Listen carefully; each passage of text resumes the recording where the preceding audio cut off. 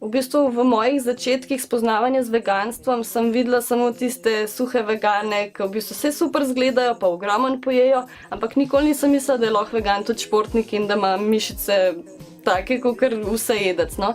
Tako da, ko sem enkrat začela hoditi tudi v fitness in spremljati ljudi, v bistvu, ki imajo res odličen rezultat, ki so mišičasti in se počutijo izjemno, ne.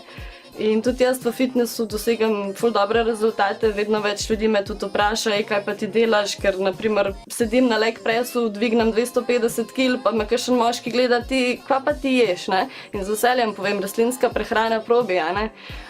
Ker tukaj po taki prehrani je regeneracija veliko boljša, spiš boljš, kar je tudi zelo pomembno in pol mišice enostavno do fula delajo, kakor morajo, no.